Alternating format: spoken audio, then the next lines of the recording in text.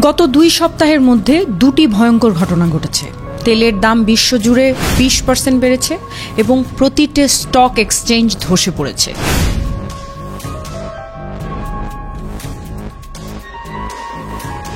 দ্বিতীয় বিশ্বযুদ্ধের পর এমন ভয়াবহ যুদ্ধের সম্ভাবনা দেখা যায়নি। প্রতি মুহূর্তে পরিস্থিতি যেভাবে পাল্টাচ্ছে, যদি সত্যি সত্যি তৃতীয় বিশ্বযুদ্ধ বা একটি পূর্ণাঙ্গ পারমাণবিক যুদ্ধ শুরু হয়, তাতে অবাক হওয়ার কিছু থাকবে না।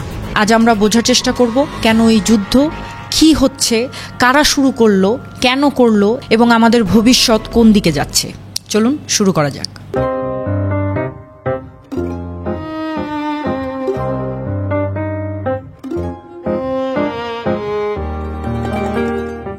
আপনাদের জন্য আমাদের এই ভিডিওটি 22 জুন রেকর্ড করা হয়েছিল। আমার মনে হলো ভিডিওটা আপলোড করার পরে আপনারা যখন দেখবেন, আপনাদের জানা জরুরি যে আমরা ভিডিওটা কবে রেকর্ড করেছি।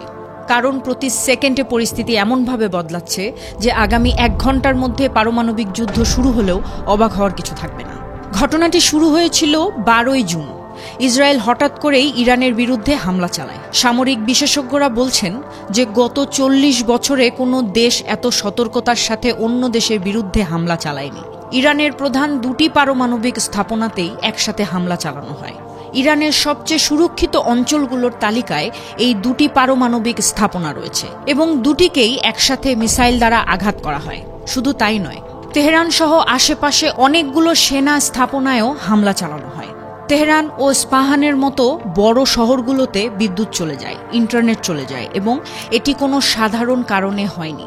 যেসব ভবন থেকে বিদ্যুৎ, ইন্টারনেট এবং এই ধরনের গুরুত্বপূর্ণ ব্যবস্থাপনাগুলো পরিচালিত হতো, সেগুলোতেই একসাথে মিসাইল হামলা চালানো হয়। পরিস্থিতি ছিল খুবই ভয়াবহ। ইরানের সরকারি টিভি চ্যানেল বন্ধ হয়ে যায়।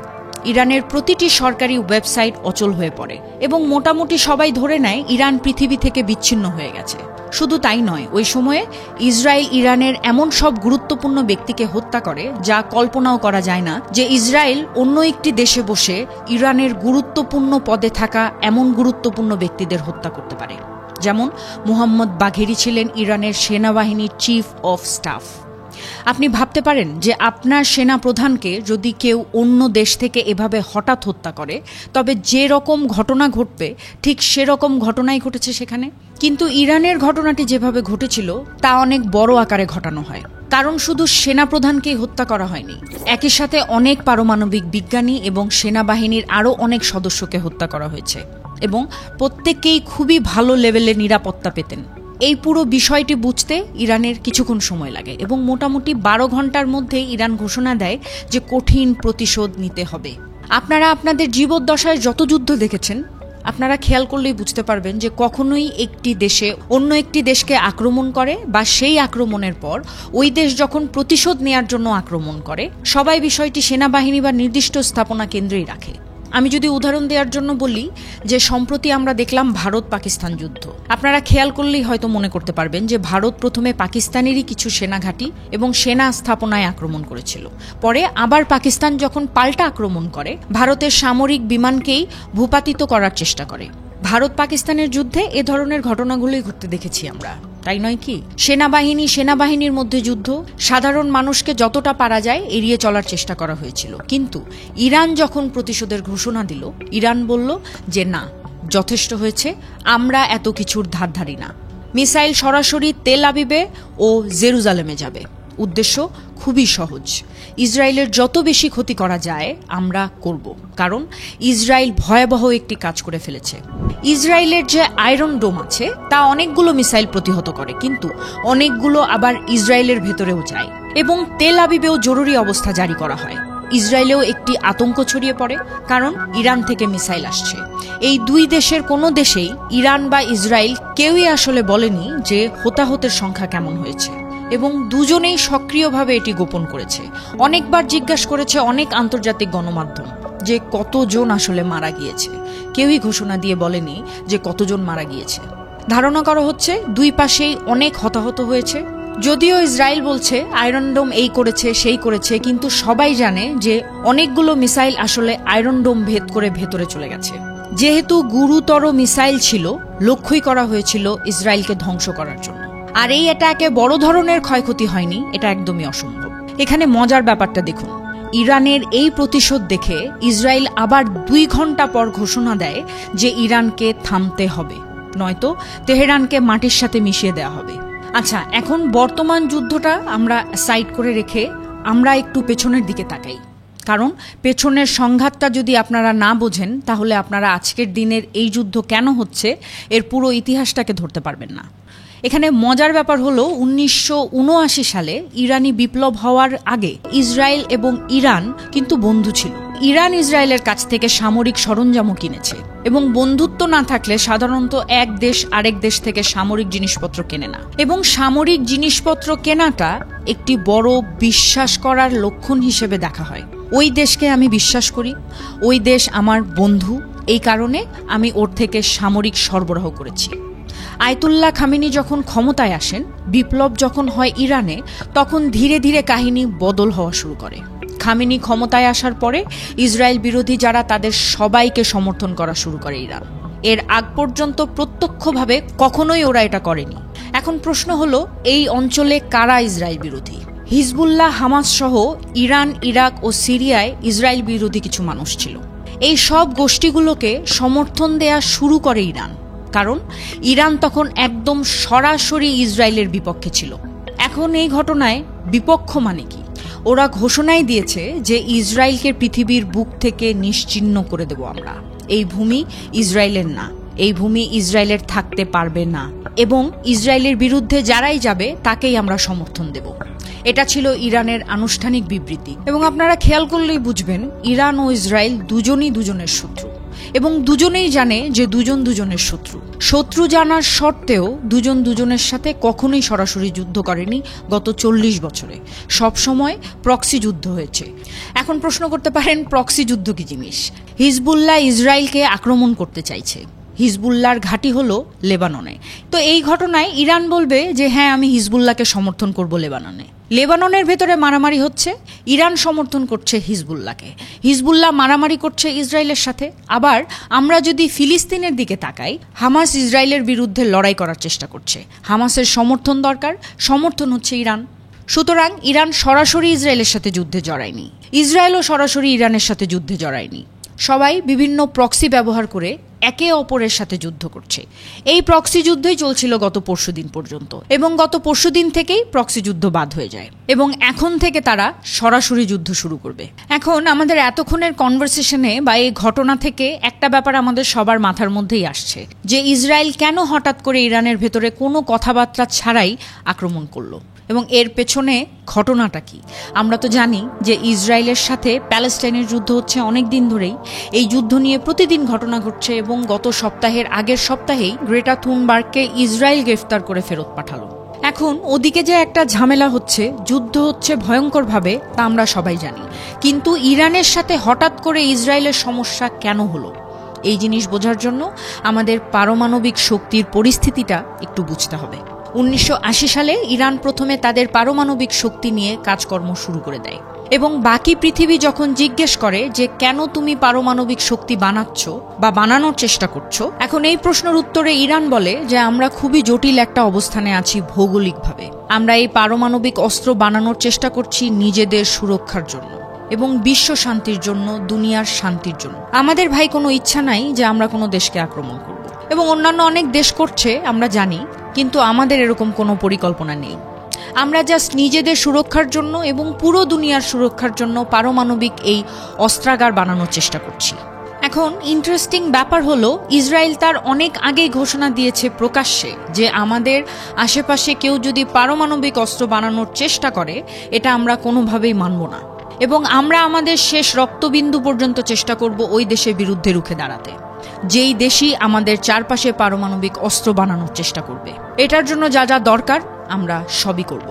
ইসরায়েলের একটা সমস্যা আছে, এই সমস্যাটা আপনারা হয়তো অনেকেই খেয়াল করেছেন, যে ইসরায়েল অনেকটা আত্মপ্রত্যাখ্যানে ভোগে, অল্পতেই সন্দেহ করে। পৃথিবীর যে কোনো দেশে যখনই যা হয়, ইসরায়েলের কেন জানি মনে হয় যে এটা আমার বিরুদ্ধেই হচ্ছে, আমাকে নিয়ে মনে হয় ও ভাবছে। কিন্তু আসলে ব্যাপারটা সবসময় ওরকম না। ইরান যখন পারমাণবিক ব্যাপার বানানোর জন্য পরিকল্পনা শুরু করছিল, ইরানের মাথায় কিন্তু এটা ছিল না যে ইসরায়েলকে আমি ধ্বংস করে দেব এজন্য বানাচ্ছি। কিন্তু এখানে ইসরায়েলের যেহেতু একটু সন্দেহ করার রোগ, তো সে স্বাভাবিকভাবেই ধরে নিয়েছে যে এটাই বাস্তব, তাকেই ধ্বংস করার জন্য এ সমস্ত প্ল্যান প্রোগ্রাম করা হচ্ছে। কিন্তু অপরদিকে ঘটনা দেখলে এরকম কিছুই না। যাই হোক, এটা নিয়ে অনেক কাহিনী হয় এবং অবশেষে 2015 সালে আমেরিকা ও ইরানের মধ্যে একটি চুক্তি হয়। এই চুক্তিতে ইরান ঘোষণা দেয় যে তারা তাদের পারমাণবিক কর্মসূচি আপাতত স্থগিত রাখছে, তারা আর পারমাণবিক অস্ত্র বানানোর চেষ্টা করবে না। বিনিময়ে আমেরিকা বলে যে ঠিক আছে, যদি তোমরা রাজি থাকো, তোমরা আর পারমাণবিক অস্ত্র বানানোর কাজ করবে না, তাহলে তোমাদের বিরুদ্ধে যে 20টি নিষেধাজ্ঞা ছিল সেগুলো আমরা তুলে নিচ্ছি, তোমরা আবার তোমাদের বাণিজ্য শুরু করতে পারো, তোমাদের কাছ থেকে আমরা আবার তেল কিনবো, তোমরা আবার পণ্য রপ্তানি করতে পারো। ওই অবরোধগুলো স্বাভাবিকভাবেই তখন ধীরে ধীরে সরিয়ে ফেলা হয়, এই শর্তে যে হ্যাঁ ঠিক আছে, তাহলে তোমরা পারমাণবিক অস্ত্র বানাবে না। এবং ওবামা নোবেল পেয়েছিল আপনারা জানেন 2016 সালের দিকে সম্ভবত। নোবেল পাওয়ার প্রধান কারণগুলোর একটি ছিল এই পারমাণবিক চুক্তি ইরানের সাথে। সবকিছু ঠিকঠাক মতো চলতে থাকে এবং 2018 সালে ট্রাম্প ক্ষমতায় আসেন। ট্রাম্প ক্ষমতায় আসার পরে অনেকগুলো ঘটনা ঘটে, কিন্তু এই ক্ষেত্রে মজার যে ঘটনাটা হয় সেটা হলো ট্রাম্প এসেই বলেন যে ইরানের সাথে যে চুক্তি ছিল, ওদের যে অবরোধ ছিল সেগুলো সব বাতিল। আমি মানি না, ইরান যা মনে চায় করুক, আমরা ওদের পণ্য নেব না, আমরা ওদের কাছ থেকে তেল কিনব না, ওদের সাথে যা চুক্তি করে গিয়েছিল ওবামা সব বাদ। ইরানও বলে ঠিক আছে, কোনো সমস্যা নেই, চুক্তি যেহেতু বাতিল, আমরাও আমাদের পারমাণবিক কার্যক্রম আবার শুরু করব। আমরা অনেকদিন ধরে এই কার্যক্রম থামিয়ে রেখেছি, এখন আমরা আবার তা তৈরি করব। ইরান কাজ শুরু করে এবং গত পরশুদিন ইসরায়েল এ কারণেই ইরানকে আক্রমণ করে, কারণ ইসরায়েল মনে করেছে ইরান এত কাছে চলে এসছে যে এই মুহূর্তেই যদি আক্রমণ করা না হয় তাহলে আগামী 1 থেকে 2 সপ্তাহের মধ্যেই ইরানের কাছে পারমাণবিক অস্ত্র রেডি হয়ে যাবে।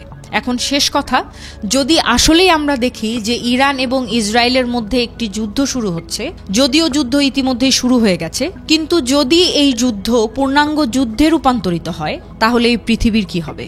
এবং এখানে 1 নম্বর জিনিস যেটা খুবই দুর্ভাগ্যজনক, এবং এই জিনিস ইতিমধ্যেই শুরু হয়ে গেছে, এবং সেটা হলো গাজার থেকে মানুষের চোখ সরে যাবে, গাজা থেকে মানুষের অ্যাটেনশন সরে যাবে।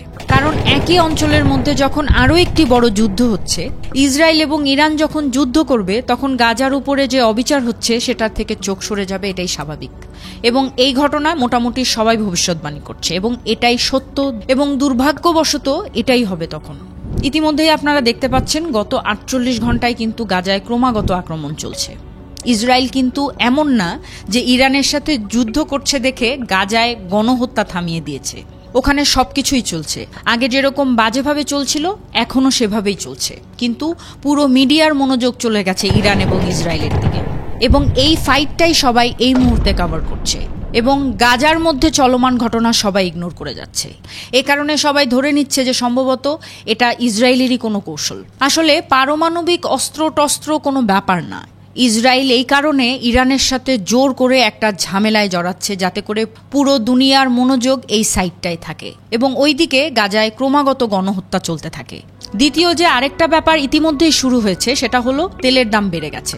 আপনারা জানেন তেলের দাম বেড়ে যাওয়া মানে সবকিছুর দাম বেড়ে যাওয়া, কারণ তেল ব্যবহার করেই পরিবহন করা হয় সবকিছু।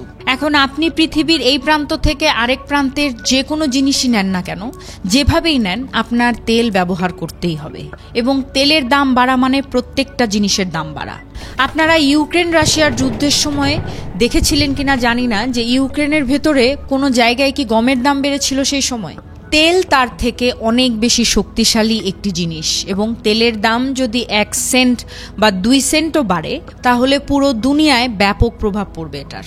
তৃতীয় যে ব্যাপারটা সেটা হলো রাশিয়া এবং চীন তো নিশ্চিতভাবেই আমরা ধরে নিতে পারি যে ইরানকে সাহায্য করবে। ইসরায়েলকে কে সাহায্য করবে এটা আমরা সবাই জানি, আমেরিকা। আর অন্যদিকে ইউকে সম্ভবত ইসরায়েলকে সাহায্য করবে, এবং আমেরিকার যত মিত্র আছে সবাই ইসরায়েলকে সাহায্য করবে। সুতরাং যখন আমেরিকা ইউকের মতো দেশ ইসরায়েলকে সাহায্য করছে, তখন রাশিয়া এবং চীনের মতো দেশ ইরানকে সাহায্য করছে। আর এ কারণেই একটি সম্ভাবনা দাঁড়ায় যে তৃতীয় বিশ্বযুদ্ধ আসলেই কি শুরু হতে যাচ্ছে কিনা। কারণ প্রথম বিশ্বযুদ্ধ দ্বিতীয় বিশ্বযুদ্ধ ঠিক এভাবেই শুরু হয়েছিল, দুটি দেশের মধ্যে একটু ঝামেলা, তারপর 3টি দেশের মধ্যে একটু ঝামেলা, তারপর 4টি দেশের মধ্যে আরেকটু ঝামেলা। বড় বড় কিছু দেশ এই পক্ষকে সমর্থন করলো, কিছু কিছু দেশ ওই পক্ষকে সমর্থন করলো, এরপরে পূর্ণাঙ্গ যুদ্ধ শুরু হয়ে গেল। আমি যেভাবে নিউজ মনিটর করছি, স্বাভাবিকভাবে আপনারাও হয়তো করছেন। এখন এই পুরো কনভারসেশন থেকে আপনাদের কি মনে হয়, আমরা কি আসলেই তৃতীয় বিশ্বযুদ্ধের দিকে এগিয়ে যাচ্ছি? জানাতে পারেন কমেন্টে। ভালো থাকবেন, সুস্থ থাকবেন, আশপাশের সবাইকে নিয়ে সচেতন থাকবেন।